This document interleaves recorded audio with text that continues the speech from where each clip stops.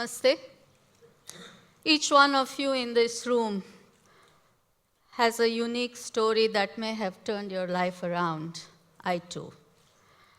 I would like to share with you life and work of 3 women today, working with thousands of women like them for almost 3 decades has made me believe that poor themselves can move out of poverty.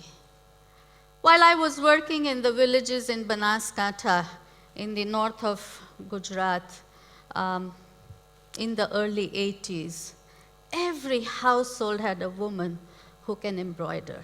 Yet, they were all digging earth on the relief sites. And were earning only rupees 75 per month. There I met Reemaben Ahir, a born leader, a fearless pioneer.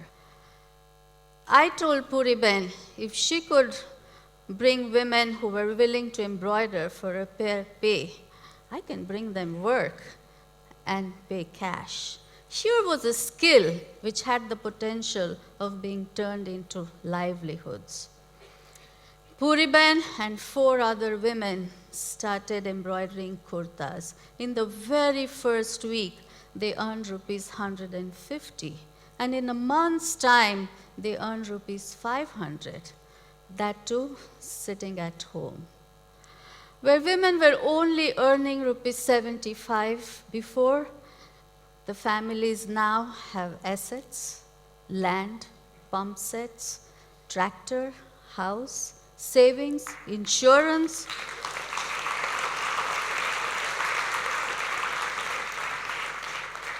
Women's employment is changing the dynamics of the family and the communities. Building upon and enhancing the skills and the knowledge that a woman has makes her gain confidence in her own abilities. She then gains strength from the camaraderie of women around. Bringing and working together around works sets in motion the transformation for herself and the community. Reemaben was determined to end the perpetual struggle for water in her villages and in her area by constructing rainwater harvesting structures, village ponds, roof water tanks, recharging of wells. She needed support of men for doing all this, especially the village council, the bureaucrats in the water board. It was not easy. The women were dismissed, scorned, turned out. But you all know, when we women organize, we are a persistent and a resilient force. Their goal was to bring water to the villages into their homes. Where there's water, there's agriculture. Where there's agriculture, men have work. So in a way, the women had begun the process of empowering the men.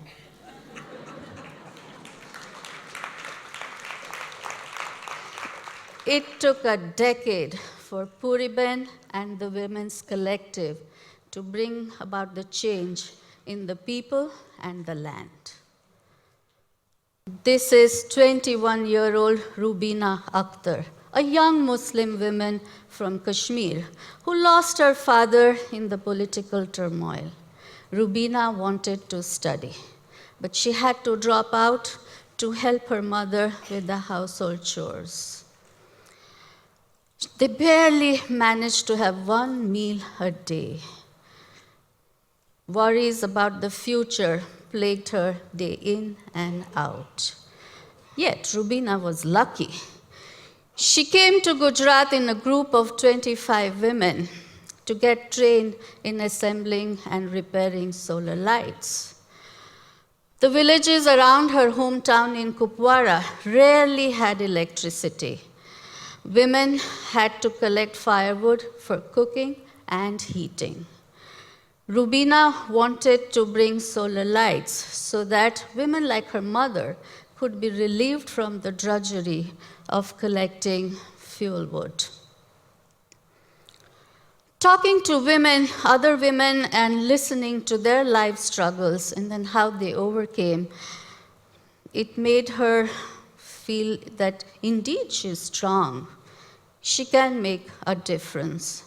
On her return to Kupwara, Rubina organized a self-help group of women to assemble and sell solar lights in the villages. The men in her villages, none too happy that a young woman like her, in that to dare to set up a new enterprise, they challenged her. If you're any good, repair this light. They pointed to the solar light in the village mosque, which was out of order for 2 years. Rubina humbly accepted the challenge. She quietly set out to work. In a flash, the light started working. The Maulvi, the clergyman in the village, himself was impressed, and he walked down to her house to honor her. His support opened doors for many more women and young girls. I also want to take you to Meena Jan Mohammed from the Baghlan province in Afghanistan. She lived with 9 members in a family. The Taliban killed her father, her 2 brothers, and sisters. She herself was injured and was in bed for 4 years. She lost her house in the blast.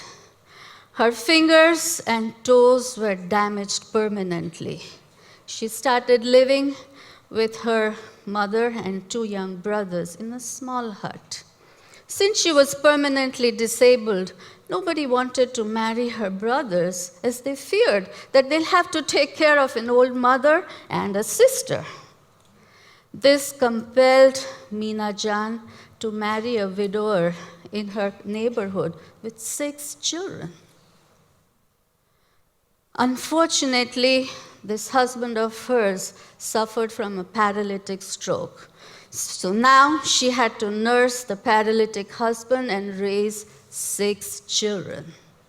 Meena Jan met the Ministry of Women's Affairs.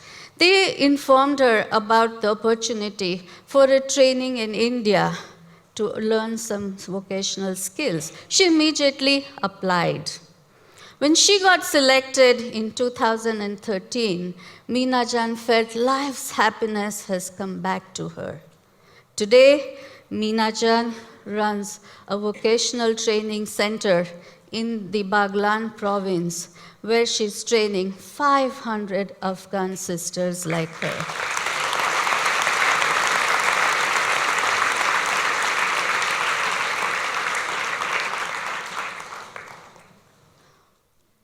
This is women to women organizing, people's partnership. We are only the facilitators. This is SEWA, the Self-Employed Women's Association. We need to recognize thousands of women like Puriben, Rubina Jan, and Meena Jan. They are the new age entrepreneurs.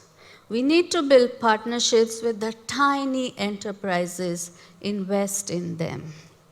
So where do women like Puriben, Rubina Jan, and Meena Jan get the strength? It is organizing. Organizing, they tap into their collective strength.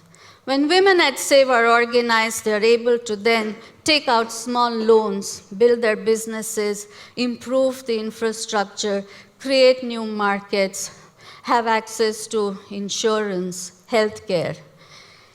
They are equipped to deal with any new challenges that may come in their life. In short, they move out of poverty. SEWA builds on the women's strength. She's poor, she's vulnerable, yet she's a survivor. She's strong. Coming together helps her innovate, take on newer risks. We at SEWA organize around work. We come together as poor and as workers, no matter what caste or community or religion we belong to. This helps build the self-employment, bring economic security. Therefore, the women are spearheading the SEWA movement across the borders in the neighboring countries like Afghanistan, Pakistan, Nepal, Sri Lanka, and Bhutan to bring economic security. We call it as the Dusri Azadi, the economic freedom that brings dignity and self-respect. Today, united, the women and we all stand together and say, Hum sab ek hai, hum sab ek hai. We are all one, sisterhood and solidarity. Hum sab ek hai.